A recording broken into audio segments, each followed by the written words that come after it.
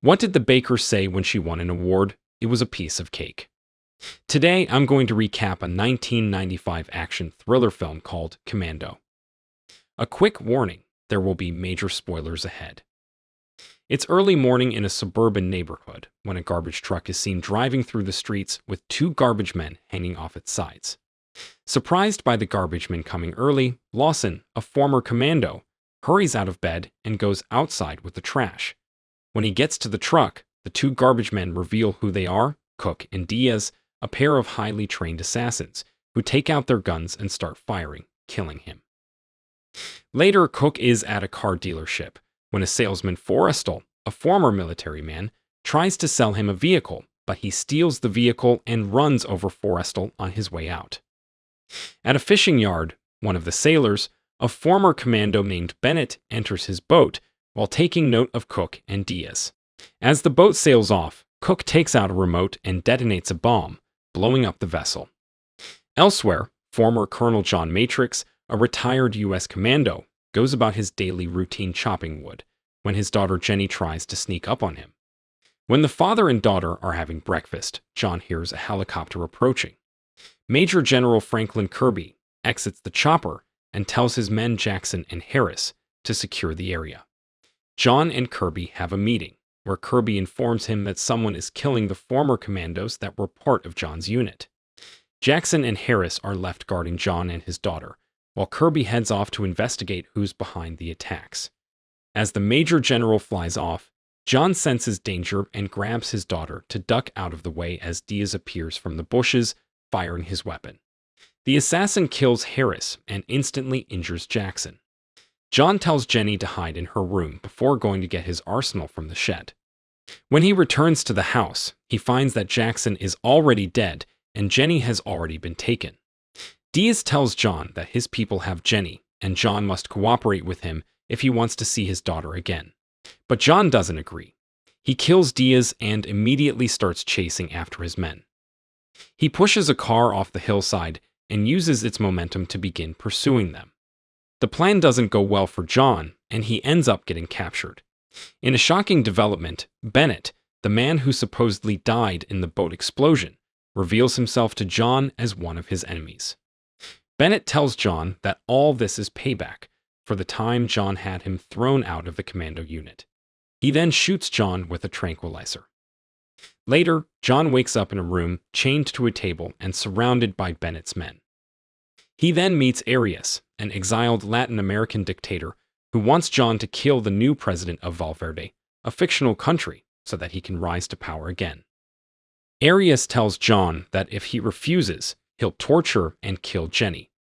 Bennett and his men escort John to the airport where one of them, Sully, is there to ensure that the commando gets on the plane, and Enriquez is there to fly with John on his trip to Valverde. Bennett tells John that if either of his men fail to give him an update, he'll kill Jenny. So John seemingly obeys Bennett's instructions and boards the plane with Enriquez and Sully. Inside, John asks a flight attendant how long the flight will take. She tells him it will take 11 hours, so John quietly kills Enriquez and covers him with a hat and blanket to make it seem like he's sleeping. Then he sneaks off the plane as it lifts off and sets his timer to 11 hours. Sully, who doesn't notice John's escape from the plane, calls Arias and tells him that the commando is obeying their instructions. John then follows a woman named Cindy to her car, grabs her, and convinces her to follow Sully's car. They follow him to a shopping complex where John explains his situation to Cindy. She acts like she believes him, but the moment he lets her go, she reports him to a mall security guard, calling him a crazy kidnapper. The security guard calls for backup, and the group of guards quickly confront John. Sully notices Cindy, and when he approaches her, he notices the commando fighting the security guards. He immediately runs to a payphone, but John stops him from making the call to Arias by ripping the entire phone booth from the wall. The security guards surround John, allowing Sully to escape, but John fights them off as Sully reaches the elevator. One of the guards is about to shoot John when Cindy, who's realized her mistake, pushes him down a flight of stairs. The injured guard orders her to stop, but she runs off instantly, becoming a fugitive. John chases Sully into the parking lot, and their foot chase becomes a car chase. Using Cindy's car, he follows Sully onto the road before stopping for Cindy. Befuddled by everything that's happened, Cindy asks John multiple questions as he swerves dangerously through traffic in his pursuit of Sully. The vehicles veer off the highway as Sully starts shooting at John and Cindy, while John tries to ram Sully's car off the road. The chase ends when Sully's vehicle flips over and John and Cindy crash into a nearby pole. The Commando walks over to Sully and grabs a motel room key from his pocket. He then dangles the man over the edge of a cliff as Sully tries to negotiate by saying he can take John to his meeting with Cook, and Cook knows where Jenny is. But having seen Sully's motel key, John already knows where Sully's meeting Cook, so he drops the dubious man into the chasm. John and Cindy then take Sully's car and head for the motel. Stepping onto a pier, Arias and Bennett drive Jenny to one of the former dictator's villas on a private island. They lock the girl in a room and walk off. Speeding through traffic, John shows Cindy a picture of Jenny and tells her he needs to find his daughter, before Arias and Bennett realize that he didn't go to Valverde. They arrive at the motel and enter the room. As they search for clues, Cook pulls up and knocks on the door. John turns on the shower and makes it seem like Cindy was in the room having a good time with Sully. She answers the door and Cook steps in, assuming she's Sully's date. The Commando attacks, and the two men battle for survival. Cook reveals that he's a former Green Beret, but it doesn't make a difference to John. The Commando kills him before going outside to search his car.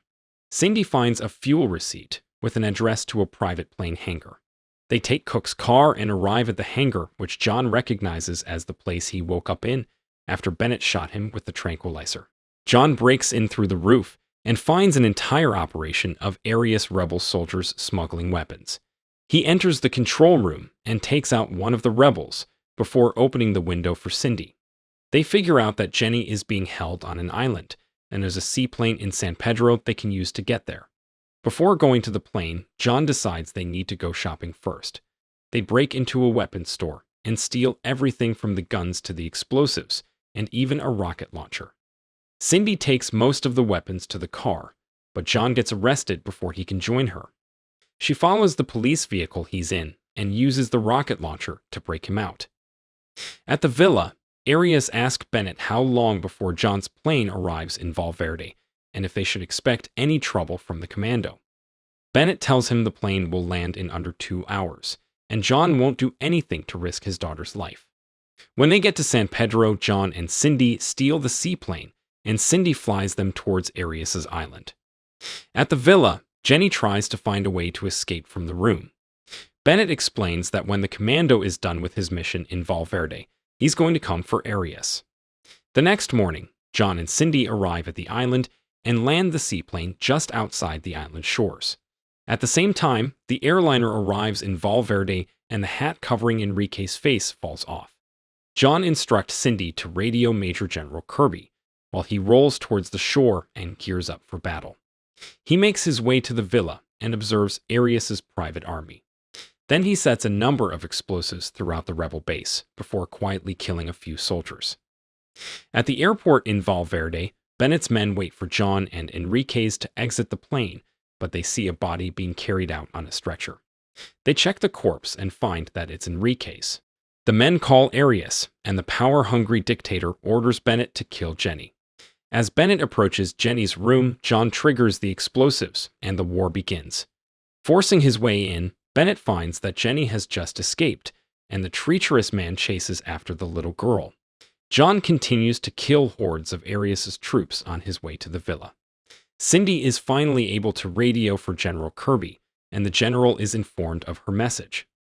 During the battle, the Commando gets his hands on an M60 machine gun and massacres more of Arias' troops, making it possible for him to enter the villa.